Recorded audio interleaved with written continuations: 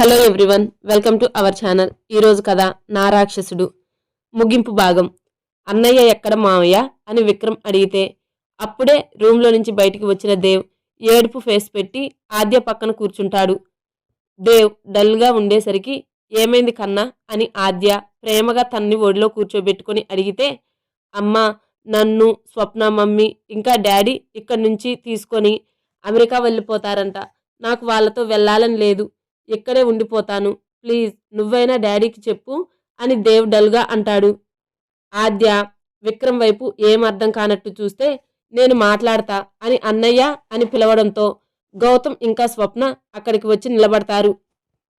స్వప్న face కూడా డల్గా ఉండేసరికి అన్నయ్య ఏమైంది అని విక్రమ్ కొంచెం కోపంగా అడిగేసరికి, విక్రమ్, నేను స్వప్న దేవ్ అమెరికా వెళ్ళాలనుకుంటున్నాం అని గౌతమ్ చెప్పేసరికి, అదే ఎందుకు అని అడుగుతున్నా, మీరు ఇప్పుడు ఇక్కడి నుంచి ఎందుకు వెళ్ళాలనుకుంటున్నారు అని విక్రమ్ అడిగేసరికి స్వప్న డల్గా, తెలియదు విక్రమ్, నేను వద్దు అని చెప్తున్నా గౌతమ్ బలవంతం పెడుతున్నాడు అని స్వప్న కూడా ఆద్య పక్కన కూర్చొని చెప్తుంది. ఆద్య కోపంగా గౌతమ్ వైపు చూసి, ఇప్పుడు ఏమైందని గౌతమ్ బావా ఇక్కడి నుంచి వెళ్ళాలి అనుకుంటున్నావు? అందరం కలిసి ఇక్కడే హ్యాపీగా ఉందాం. ప్లీజ్, ఇప్పుడే అన్ని గొడవలు సర్దుమణిగి ప్రశాంతంగా ఉంటున్నాం. కానీ నువ్వు ఇప్పుడు ఇలా వెళ్తాను అంటే నాకేం నచ్చట్లేదు నీ పద్ధతి అని ఆద్య అనేసరికి, అది కాదు బంగారం, ఒక ప్రాజెక్ట్ వచ్చింది, అందుకోసం వెళ్తున్నా, మళ్ళీ వచ్చేస్తాం, అక్కడే అయితే ఉండిపోంగా అని గౌతమ్ ఏదో సర్ది చెప్పడానికి ప్రయత్నిస్తుంటే, విక్రమ్, నాకు తెలియకుండా నీకు ప్రాజెక్ట్ వచ్చిందా అని ఐబ్రో అప్ చేస్తూ అడిగేసరికి గౌతమ్ తలదించుకుంటూ, ఇక్కడ ఉంటే అమ్మ చేసినవన్నీ గుర్తొస్తున్నాయిరా, కనీసం అక్కడికి వెళ్ళి బిజీ షెడ్యూల్లో పడి కొంచెమైనా మర్చిపోతానేమో అని గౌతమ్ సమాధానం చెప్పేసరికి విక్రమ్ ఆద్య బాధగా మారిపోయి, ఇప్పుడు నువ్వు మమ్మల్ని వదిలి వెళ్ళిపోతే మేము నిజంగా ఒంటరి వాళ్ళం అయిపోతాము. నువ్వున్నావని మేము ధైర్యంగా ఉన్నాం, ఇప్పుడు మనకి మామయ్య కూడా ఉన్నాడు, నువ్వు ఇలా వదిలేసి వెళ్ళిపోతే అది పద్ధతి కాదు అని విక్రమ్ చెప్తూ ఉంటే ఆద్య తండ్రి కోపంగా, గౌతమ్, నువ్వు ఎక్కడికి వెళ్ళట్లేదు అని విక్రమ్ చేతిలో ఉన్న మనవడిని తీసుకొని దేవ్ చేయి పట్టుకుని రూమ్లోకి వెళ్ళిపోతారు. ఆద్య సంతోషంగా, నాన్న డెసిషన్ ఫైనల్, ఇంక మీరు ఎక్కడికి వెళ్ళడానికి లేదు అని చెప్పి నేను వంట చేయడానికి వెళ్తున్నా అని కిచెన్లోకి వెళ్ళిపోతుంది. స్వప్న కూడా నేనేమైనా హెల్ప్ చేస్తాను అని ఆద్య వెనకే చిన్నగా జారుకోవడంతో విక్రమ్ గౌతమ్ వైపు చురుగ్గా చూస్తాడు. గౌతమ్ పళ్ళు కిలిస్తూ, ఏంట్రా కోపంగా చూస్తున్నావు, నీకు అది సూట్ కాదులే అని గౌతమ్ నవ్వుతుంటే, అన్నయ్య కోపం తెప్పించకు, సడన్ గా ఎందుకు ఇలా నిర్ణయం తీసుకున్నావు అని విక్రమ్ అడిగితే, అమ్మ నా వల్లే కదా చనిపోయింది అని బాధగా చెప్తాడు. తనకి అంతవరకే టైం, తన టైం పూర్తి చేసుకుని తను ఇక్కడి నుంచి వెళ్ళిపోయింది, అంతేకాని దానికి నువ్వు కారణమో నేను కారణమో కాదు. ప్రతిసారి నువ్వు ఇలా బాధపడి నన్ను బాధ పెట్టొద్దు, అర్థమవుతుందా? సరే, నీకు అంతగా ఇబ్బంది పడుతున్నావు కాబట్టి ఒక 5 months ఫుల్ ఆఫీస్ వర్క్ మొత్తం నీకే, నేను ఆఫీస్కి రాను, ఆద్యని తీసుకొని ఊరు వెళ్తున్నా, చిన్న ట్రిప్స్ ప్లాన్ చేశాను అని విక్రమ్ చెప్పి అక్కడి నుంచి సైడ్ స్మైల్తో వెళ్ళిపోతాడు. గౌతమ్ విక్రమ్ సైడ్ స్మైల్ ఇవ్వడం చూసి, అమ్మో, వీడేదో ప్లాన్ చేశాడు భారీగానే అని అనుకుంటూ, గౌతమ్ వీడేం ప్లాన్ చేశాడు నా మీద, కొంపతీసి ఆఫీస్లో వర్క్ అని ఇంతా నా నెత్తి మీద పెట్టడు కదా, ఇప్పుడే స్వప్నకి కొంచెం టైం ఇస్తున్నా, వీడు నా మీద వర్క్ ప్రెషర్ పెడితే అసలు స్వప్నకి టైం ఇవ్వలేను, తన చేత, బాబోయ్, ఆ టార్చర్ అస్సలు తలుచుకుంటేనే నా వల్ల కావట్లేదు అని తల పట్టుకొని కూర్చుంటాడు. మరోవైపు అమృత్ జానకి సాకేత్ని కాదు అనుకొని తన తండ్రి దగ్గరికి వెళ్ళిపోతుంది. ఆయన ముందు కోపంగా కూతురు మీద పంతం చూపించాలి అనుకున్నా తన గురించి విక్రమ్ ముందే కాల్ చేసి చెప్పడంతో కూతురు పడిన కష్టాలకి ఆయన కూతుర్ని గుండెలకు హత్తుకొని తన బాధ మొత్తం తీరేలా తండ్రి గుండెల మీద తలవాల్చి తన తండ్రి మాట కాదు అనుకొని వెళ్ళినందుకు సాకేత్ వల్ల ఫేస్ చేసిన సంఘటనలు అన్నీ ఆయనకి చెప్పడంతో సాకేత్ మీద ఆయనకి కోపం ఏర్పడి ఎవరినైనా మనుషుల్ని పెట్టి సాకేత్ని చంపేయాలి అని బలంగా అనుకుంటాడు. కానీ జానకి ముందే ఆయన దగ్గర మాట తీసుకోవడంతో ముందుకు అడుగు వేయలేక మౌనంగా కూతుర్ని చాలా ప్రేమగా చూసుకుంటూ పూర్తిగా సాకేత్ని మర్చిపోయాక వేరే అతన్ని ఇచ్చి పెళ్లి చేయాలి అని బలంగా నిర్ణయించుకుంటాడు. జానకి సాకేత్ని వదిలిపెట్టి వెళ్ళిపోయిన దగ్గర నుంచి సాకేత్ రోజు తాగుతూ ఇంటికి కూడా రాకపోవడంతో విక్రమ్కి అర్థమై సాకేత్ని అడిగితే, లేదురా నేనిప్పుడు అక్కడికి రాను. జానకి లేదు, తనుంటే తన కోసమైనా వచ్చేవాడిని. ఇప్పుడు అక్కడికి వచ్చి ఆద్య వాళ్ళని ఇబ్బంది పెట్టాలి అనుకోవట్లేదు అని సాకేత్ చెప్పేసరికి, అది కాదు సాకేత్, ఒక్కసారైనా ఆలోచించు ప్లీజ్ అని విక్రమ్ బ్రతిమలాడడంతో, లేదు ఫ్లాట్ తీసుకున్నాను, అక్కడే ఉంటాను, నాకు ఇంటికి కూడా వెళ్ళాలని లేదు అని సాకేత్ చెప్పి తన ఫ్లాట్కి వెళ్ళబోతూ, విక్రమ్ ఒక్క మాట అడగనా అని విక్రమ్ వైపు తిరిగి సూటిగా ప్రశ్నిస్తాడు. విక్రమ్ చెప్పురా అని అంటే, రమ్యని ఏం చేశావురా, ఆ రోజు నుండి అసలు తను కనిపించట్లేదు అని సాకేత్ అడిగితే, ఇప్పుడు తన గురించి నువ్వు తెలుసుకోవాలా అని విక్రమ్ అడుగుతాడు. లేదు నువ్వేం చేశావో అని తను కనిపించట్లేదు, నాకు తెలిసి నువ్వే తనని ఏమైనా చేశావు అని డౌట్ అని సాకేత్ అనేసరికి, ఏంటి జానకి మీద ప్రేమ మర్చిపోయి రమ్య మీద ప్రేమ పుట్టుకొచ్చిందా ఏంటి నీకు మళ్ళీ అని విక్రమ్ సైడ్ స్మైల్తో అడిగితే, రేయ్ చెప్పాలనిపిస్తే చెప్పు, లేకపోతే లేదు అని విక్రమ్ కాలర్ పట్టుకొని కోపంగా సాకేత్ అరుస్తుంటే తన మొబైల్ సాకేత్ చేతికి ఇచ్చి చూడు అని చెప్తాడు.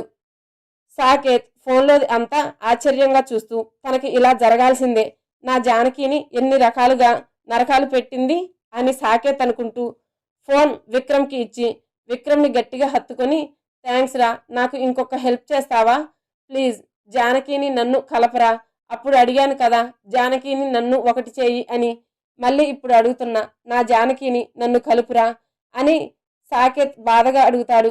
అంకుల్తో మాట్లాడతాను, ఇప్పుడు టెన్షన్ పడకు అని విక్రమ్ సాకేత్ని ఫ్లాట్లో దింపి ఇంటికి వెళ్ళిపోతాడు. కొన్ని రోజుల తర్వాత జానకి వాళ్ళ ఇంటి డోర్ మార్నింగ్ టైంలో ఎవరో అదే పనిగా డోర్ కొట్టడంతో జానకి అప్పుడే నిద్ర లేచి విసుగ్గా డోర్ ఓపెన్ చేస్తుంది.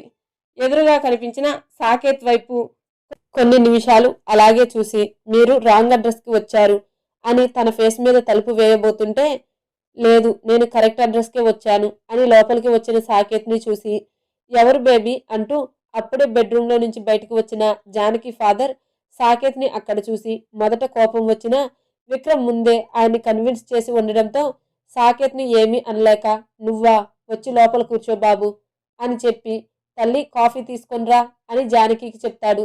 నాన్న అని జానకి ఏదో చెప్పేలోపే ఆయన కళ్ళతోటే వెళ్ళు అని సైగ చేయడంతో జానకి మారు మాట్లాడకుండా వంటగదిలోకి వెళ్ళిపోతుంది.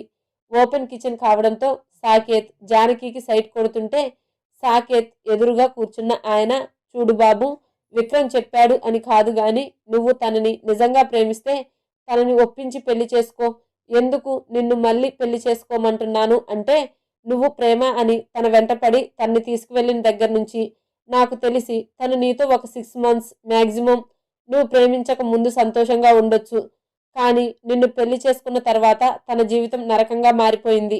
ఇప్పుడు మళ్ళీ అదే జీవితం తనకి వద్దు, అందుకే నువ్వు మళ్ళీ తనని పెళ్లి చేసుకొని కొత్త జీవితం ఇవ్వు, మీ జీవితాన్ని మళ్ళీ కొత్తగా మొదలు పెట్టండి అని ఆయన చెప్పేసరికి సంతోషంగా థ్యాంక్స్ మావయ్య అని ఆయన కాళ్ళకి నమస్కారం చేస్తాడు. జానకి అక్కడికి కాఫీ తీసుకొని వచ్చి, నాన్న నాకు పెళ్లి ఇష్టం లేదు అని చెప్తుంది. అది కాదు జానకి, ఒకసారి నా మాట విను ప్లీజ్ అని ఆయన చెప్పేసరికి జానకి మౌనంగా ఉండిపోతుంది. జానకి సాకేత్ జానకి వైపు అతను చేసిన తప్పుకి బాధగా చూస్తూనే మళ్ళీ జానకి తన జీవితంలోకి రావడంతో అతని పెదవుల్లో చిరునవ్వు చేరుతుంది. అలా కొన్ని రోజులకి జానకి సాకేత్ పెళ్లి గ్రాండ్గా ఆయన చేతుల మీదుగా జరుగుతుంది. జానకి ముందుగా సాకేత్ని క్షమించాలి అనుకోకపోయినా సాకేత్ ప్రేమతో జానకిని పూర్తిగా తన ప్రేమతో మార్చుకుంటాడు.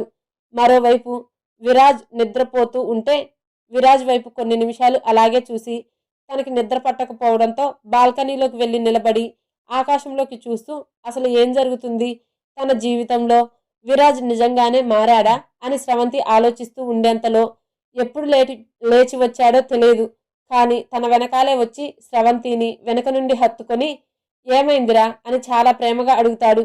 విరాజ్లో అంత ప్రేమ చూస్తున్న స్రవంతికి ఆశ్చర్యంగా ప్రతిక్షణం అనిపిస్తున్నా అతని ప్రేమ నమ్మాలి అని తనకి అనిపించట్లేదు. విరాజ్ స్రవంతి హెయిర్ని పక్కకి జరిపి తన భుజం మీద ముద్దు పెట్టి, ఏం చేస్తున్నావు నిద్రపోకుండా, నీకు రెస్ట్ అవసరం అని చెప్పా కదా అని విరాజ్ చిరుకోపంగా అంటుంటే స్రవంతి కన్నీళ్లు విరాజ్ చేతుల మీద పడతాయి. విరాజ్ కంగారుగా స్రవంతిని తన వైపు తిప్పుకొని, ఏమైంది అని స్రవంతి కన్నీళ్లు తుడిచి బాధగా అడుగుతుంటే, నువ్వు నిజంగానే మారిపోయావా? నిజం చెప్పు విరాజ్, నటించట్లేదు కదా? నా మీద ప్రేమని, నువ్వు ప్రేమని నటిస్తే మాత్రం చెప్పేసేయ్ ప్లీజ్. నేను ఇప్పుడు ఉన్న సిచ్యువేషన్కి నేను దీన్ని తట్టుకునే స్టేజ్లో లేను. వన్స్ నువ్వు ప్రేమ అని నటించి నన్ను మోసం చేస్తే బ్రతికే ఆప్షన్ కూడా నాకు లేదు. ప్లీజ్ మీ మనసులో ఏముందో అని నాతో చెప్పేసేయ్ డైరెక్ట్గా అని స్రవంతి తను అడగాలనుకున్నది సూటిగా విరాజ్ని అడుగుతుంది.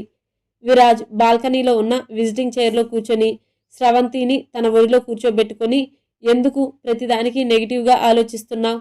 ఫస్ట్లో నువ్వు ఆద్యని దూరం చేశావు అని నీ మీద కోపంతోనే నిన్ను ఇబ్బంది పెట్టాను. కానీ నిజంగా నీ మీద అప్పుడు ప్రేమ లేదు, కోపంతోనే నీకు దగ్గరయ్యాను. నీకు దగ్గరైన నెల రోజులకే నీ మీద ఇష్టం మొదలైంది. కానీ అది నీకు ఎలా చెప్పాలో నాకు తెలియదు. కానీ చెప్పడానికి నా ఈగో అడ్డు వచ్చింది. నువ్వు ఎప్పుడైతే నా బిడ్డకి తల్లివి అయ్యావు అని తన పొట్ట మీద చేయి వేసి బాధగా విరాజ్ చెప్తుంటే తన కంట్లో కన్నీటి పొర స్రవంతి కంట పడుతుంది. స్రవంతి కూడా తన బిడ్డ గురించి గుర్తుకు వచ్చేసరికి బాధగా మారిపోతుంది. దానికి ముందే నిన్ను తీసుకుని వెళ్ళి అందరికీ పరిచయం చేసి పెళ్లి చేసుకోవాలి అనుకున్నా. కానీ నువ్వు ప్రెగ్నెంట్ అయ్యి నా బిడ్డకి జన్మనిస్తున్నావు. కనీసం నా దగ్గర నువ్వు ఆ విషయం కూడా చెప్పలేదు అంటే నేను నీతో ఎంత మూర్ఖత్వంగా ప్రవర్తించాను నాకు అప్పుడే అర్థమైంది. కానీ ఎలా అయినా నిన్ను నా ప్రేమతో దగ్గర చేసుకోవాలి, నా మీద నీకున్న కోపాన్ని పోగొట్టాలి, అసహ్యం తొలగించాలి అనుకున్నా అని విరాజ్ అనుకున్నది చెప్పేసరికి స్రవంతి నిజంగా నువ్వు నన్ను ప్రేమిస్తున్నావా విరాజ్ అని సంతోషంగా అడుగుతుంది. నిజంరా అని విరాజ్ తన ప్రేమను ఎలా చెప్పాలో అర్థం కాక స్రవంతి నుదుటి మీద ముద్దు పెట్టి ఐ లవ్ యూ స్రవంతి అని తన గుండెలకు హత్తుకొని కళ్ళు మూసుకుంటాడు. స్రవంతి కూడా విరాజ్ సాంగత్యంలో తనని తాను మైమరిచి ప్రశాంతంగా ఎన్నో రోజులు తనకున్న ఆలోచనలు అన్నీ పక్కన పెట్టి ఆ నిమిషం ప్రశాంతంగా కళ్ళు మూసుకుంటుంది. మరోవైపు ఆద్య ఆలోచిస్తూ బాల్కనీలో నిలబడితే అప్పుడే ఆఫీస్ నుంచి వచ్చిన విక్రమ్ ఆద్య ఇంట్లో ఎక్కడా కనిపించకపోవడంతో రూమ్లోకి వచ్చి చుట్టూ చూస్తాడు. ఆద్య బాల్కనీలో ఉండడంతో తను ఫ్రెష్ అయ్యి ఆద్య దగ్గరికి వెళ్తాడు. అతను రావడం గమనించిన ఆద్య విక్రమ్ వైపు తిరగకుండానే మౌనంగా ఆకాశం వైపు చూస్తూ నిలబడితే విక్రమ్ తనని వెనక నుండి హత్తుకొని, ఏమైంది మేడం గారు ఈరోజు బాగా ఆలోచిస్తూ ఆకాశం వైపు చూస్తున్నారు అని విక్రమ్ అంటూ ఆద్యని తన వైపు తిప్పుకుంటూ ఆద్య బుగ్గ మీద ముద్దు పెడతాడు. ఆద్య విక్రమ్ని విసురుగా పక్కకి నెట్టి అతని వైపు కోపంగా చూస్తుంది. విక్రమ్ ఏమైంది అలా తోసావు అని అడిగితే, తెలియడం కాదు చంపేస్తాను, అసలు నన్ను టచ్ చేయకు నువ్వు అని కోపంగా అరుస్తుంటే, అబ్బా ఇప్పుడేమైందో చెప్పకుండా ఇలా నా మీద అరుస్తావేంటే అని విక్రమ్ ఆద్య చేయి పట్టుకోబోతుంటే, నన్ను ముట్టుకోకు, నన్ను పెళ్లి చేసుకున్న దగ్గర నుంచి టార్చర్ చేశావు, అయినా నువ్వు మారావంటే నేను నమ్మను, నువ్వు మంచివాడివి కాదు అని ఆద్య కోపంగా అరుస్తుంది. విక్రమ్ ఆద్య కోపాన్ని మొదటిసారి చూడడంతో, అబ్బా అసలు ఏమైందో చెప్పకుండా ఎందుకు మేడం గారు ఇంత కోపంగా ఉన్నారు అని విక్రమ్ సర్కాస్టిక్గా అనేసరికి ఆద్య తన మొబైల్ ఫోన్ ఆన్ చేసి విక్రమ్ ఎదురుగా పెడుతుంది. ఆఫీస్లో మీటింగ్ కోసం వచ్చిన పార్ట్నర్స్లో ఒక అమ్మాయి విక్రమ్ని హగ్ చేసుకున్న పిక్ చూసి విక్రమ్ నవ్వుతూ, ఏముంది దీనిలో, దీనికి ఏమైనా ఇంత కోపమా అని అనుకుంటూ, కోపం కాదు అసలు నాకు నిన్ను చూస్తుంటేనే కొట్టాలి అనిపిస్తుంది. గౌతమ్ బావ కనుక నాకు ఈ ఫోటో పంపించకపోయి ఉంటే ఇంకా ఏం చేసేవాడివో అని ఆద్య తన ఫేస్ని కోపంగా పెట్టుకొని అడుగుతుంది. అన్నయ్య ఆఫీస్ వర్క్ మొత్తం నీకు అప్పగించాను, కనీసం స్వప్నతో టైం స్పెండ్ చేయడానికి కూడా వీలు లేకుండా చేశాను అని నా మీద ఇలా పగ తీర్చుకున్నావా, చెప్తా నీ పని అనుకుంటూ ఆద్య వైపు అలాగే చూస్తూ హ్యాండ్స్ ఫోల్డ్ చేసుకొని, అంటే ఇప్పుడేంటి మేడం గారికి కోపం వచ్చిందా, మరి ఏం చేస్తే మేడం గారి కోపం పోతుందో అని విక్రమ్ చూపులు కిందకి దించుతూ ఆద్య వైపు సూటిగా చూస్తూ ఒకచోట తన చూపుని అలాగే నిలుపుతాడు.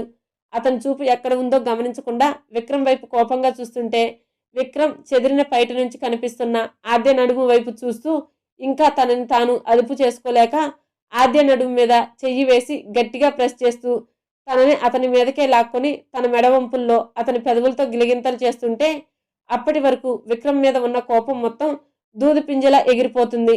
ఆద్య భారంగా ఊపిరి తీసుకుంటుంటే విక్రమ్ తనని గమనిస్తూ అతని పెదవులు చెంపను చేరుతాయి. ఆద్య విక్రమ్ చేస్తున్న మాయకి పరవశంగా కళ్ళు మూసుకొని ఏదో లోకంలో విహరిస్తున్నట్టుగా తనకి సడన్గా ఏదో గుర్తుకు వచ్చి విక్రమ్ను విసురుగా దూరం తోస్తుంది. విక్రమ్ ఆద్య వైపు చిరుకోపంగా చూస్తూ, ఏంటే అని అరవడంతో, నీకు నేనంటే ఇష్టం లేదు కదా, ఎప్పుడు ఐ హేట్ యు ఆద్య అంటావు, లేదంటే ఐ హేట్ మై వైఫ్ అంటావు అని ఆద్య కోపంగా అనేసరికి విక్రమ్ నవ్వుతూ, జరిగిపోయింది గుర్తు చేసి బాధపడకు ఆద్య, నన్ను బాధ పెట్టకు, నా తప్పు క్షమించు అని నీకు ఎన్నోసార్లు నా తరపు నుంచి సారీ చెప్తూనే ఉన్నా, అయినా నువ్వు జరిగింది మర్చిపోలేదు కదా అని విక్రమ్ బాధగా అంటుంటే, అవును మర్చిపోలేదు, ఒకప్పుడు నువ్వు అన్న మాటలు అన్నీ నాకు గుర్తున్నాయి, అందుకు బదులుగా నేను నీకు పనిష్మెంట్ ఇవ్వాలి అనుకుంటున్నా అని ఆద్య చెప్తుంది. ఏంటా పనిష్మెంట్ అని విక్రమ్ అడిగేలోపే ఆద్య విక్రమ్ చెంప మీద బలంగా కొడుతుంది. విక్రమ్ తన చెంప మీద చెయ్యి వేసుకుని ఆశ్చర్యంగా ఆద్య వైపు చూస్తూ, ఎందుకే కొట్టావు అని అడుగుతాడు. ఈ దెబ్బ నువ్వు నన్ను తిట్టి అవమానించినందుకు కాదు, నా ప్రేమని అర్థం చేసుకోకుండా నా ప్రేమని కించపరిచి మాట్లాడి నా వ్యక్తిత్వాన్ని అవమానించినందుకు అని కోపంగా అంటూ మరోసారి విక్రమ్ చెంప మీద కొడుతుంది. విక్రమ్ మరింత ఆశ్చర్యంగా చూస్తుంటే, ఇది ఎందుకు కొట్టా అనుకున్నావు, ఐ హేట్ యు అని చెప్పినందుకు అని ఆద్య అంటుంటే, విక్రమ్ సన్నటి నవ్వుతో ఆద్యని గట్టిగా హత్తుకుంటూ తన నడుం మీద ముద్దు పెట్టి ఐ లవ్ యు ఆద్య అని ప్రేమగా చెప్తాడు.